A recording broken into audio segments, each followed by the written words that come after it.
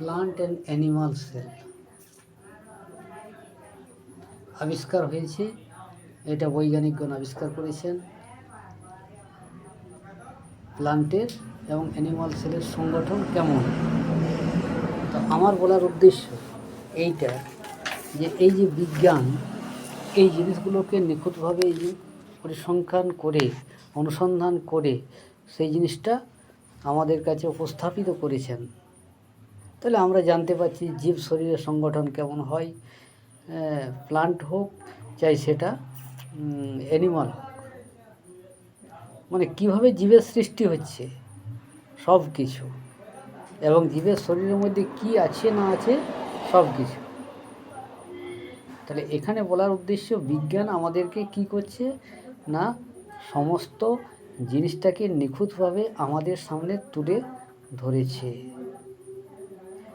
তাহলে বিজ্ঞান যেটা করে যুক্তিসঙ্গতভাবে তর্ক যুক্তি মিলিয়ে অনুসন্ধান করে পরীক্ষা নিরীক্ষার পর সঠিক সিদ্ধান্ত নেয়। তাতে যদি কোনো ভুলভ্রান্তি হয় আবার রিসার্চ করে সেটাকে অন্য বৈজ্ঞানিক সংশোধন করেন। তাহলে বিজ্ঞান কি করে আমাদেরকে অন্ধবিশ্বাস থেকে দূরে সরিয়ে নিয়ে সত্যের সন্ধান করে দেয়, অর্থাৎ অন্ধবিশ্বাসটাকে दूर করে দেয়। এক কথায় ये अंधविश्वास को हटाने का एक अच्छा उपाय है विज्ञान। ऐसा आदमी बोल देते हैं कि नहीं ये प्रकृति भगवान, ठीक है भगवान तो हैं, वो एक शक्ति है, वो अलग बात है। उनके सिद्धांत तर्क के ऊपर हम नहीं विश्लेषण करना चाहते हैं, बल्कि बोलना ये चाहते हैं कि विज्ञान एक युक्ति संगत तर्क हम लोगों के साथ उपस्थित करते हैं हमेशा।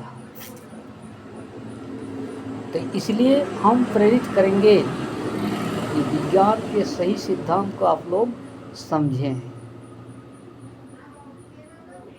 अंधविश्वास को हटाएं।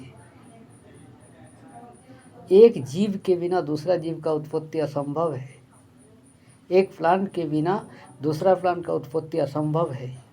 और बार बार हम लोग जो हम बोलते हैं खासकर जे पेड़ पौधा अपना भोजन स्वयं संश्लेषित कर लेते हैं, जिसको प्रकाश संश्लेषण कहते हैं, photosynthesis. Green plants manufacture their food by the process of photosynthesis.